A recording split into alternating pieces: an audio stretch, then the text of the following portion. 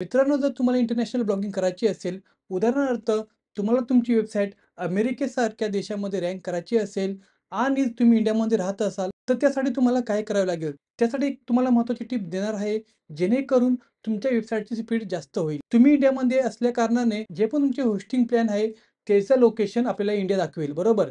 पण आपली वेबसाईट आपल्याला अमेरिकेमध्ये रँक करायची आहे. तर त्यासाठी आपल्याला आपल्या सर्व्हरचं लोकेशन अमेरिका करावं लागेल. तर ते कसं करतात?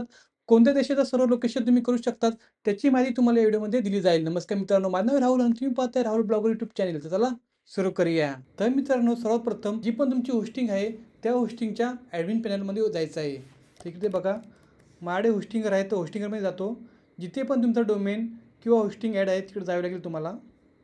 त्यानंतर लॉगिनवर क्लिक करून यामध्ये मी लॉगिन होतो. तर मित्रांनो, ही जी ट्रिक आहे, ही जर तुम्हाला इंटरनॅशनल ब्लॉगिंग करायची असेल तरच करा. कारण ह्या ट्रिकमध्ये आपण जे आपलं सर्व लोकेशन आहे, ते त्या देशाचं करणार आहेत, ज्या देशामध्ये आपल्याला ब्लॉगिंग करायचे आहे.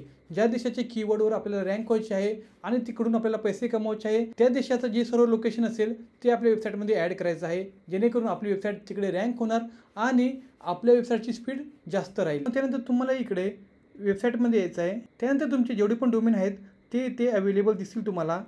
ज्या डोमेनला तुम्हाला इंटरनॅशनल ब्लॉगिंगसाठी सेटअप करायचं आहे, त्याच्यावर क्लिक करा, म्हणजे ते डॅशबोर्डवर क्लिक करा. मी ह्या डोमेनच्या पुढे क्लिक करतो. डॅशबोर्डवर गेल्यानंतर तुम्हाला इथे प्रीमियम वेब होस्टिंग यावर क्लिक करावं लागेल. बघा, माझे होस्टिंगर आहे. तुमच्याकडे जर दुसरा कोणता होस्टिंग प्लॅन असेल, तर सर्वीकडे हीच तुम्हाला सेटिंग करायची आहे. काही चेंज नसणार. तुमच्याकडे जर GoDaddy असेल किंवा अदर कोणता होस्टिंग प्लॅन असेल, तर त्यांच्या वेबसाईटमध्ये जाऊन हेच करायचं आहे. जर तुम्हाला येत नसल्या तर काही टेन्शन घेऊ नका. त्या गोष्टींचा कस्टमर सपोर्ट असतो. कस्टमर केअरवाल्यांना तुम्ही कॉल करा, ते स्वतः तुमची मदत करतील. कारण हे होस्टिंगवाले लोक आपल्याकडून पैसे घेतात आणि आपली पूर्ण मदत पण करतात. त्यानंतर इकडे तुम्ही बघा सर्व्हर डिटेल्स, सर्व्हर नेम बघा इकडे आणि सर्व्हर लोकेशन. इथे नॉर्थ अमेरिका आहे. म्हणजे मी हे पहिले चेंज केलेलं होतं. पलीकडे माझं इंडिया होतं, पण माझा हा ब्लॉग आहे, मी अमेरिकेसाठी सेटअप केलेला आहे, तर तिथे मी नॉर्थ अमेरिका टाकलेला आहे.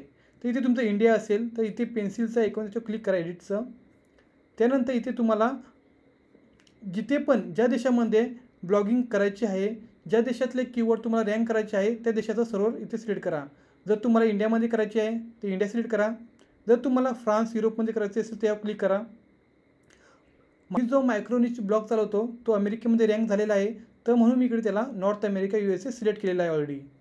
तर अशा प्रकारे इकडे जाऊन तुम्ही सिलेक्ट करू शकतात. त्यानंतर नेक्स्टवर क्लिक करा. ऑटोमॅटिकली 12 ते 24 तासांमध्ये तुमचं जे सर्व्हर लोकेशन आहे ते चेंज होईल. बघा मित्रांनो, याचा फायदा असा आहे की हे सगळं केल्यानंतर तुमचं जे वेब सर्व्हर असतं ते त्या देशामध्ये ॲक्टिवेट होईल आणि ज्यामुळे तुमची वेबसाईटची स्पीड जास्त होईल. कारण तिकडचे लोकं तुमच्या वेबसाईटला व्हिजिट करतील. जर तुमचं इंडियाचं सर्व्हर असलं तर ते एवढं लोड नाही घेणार आणि तुमची स्पीड कमी होईल. मित्रांनो, व्हिडिओ आवडल्यास चॅनलला सबस्क्राईब आणि व्हिडिओला लाईक नक्की करा. लास्टपर्यंत बघितल्याबद्दल खूप खूप आभारी. जय हिंद. वंदे मातरम.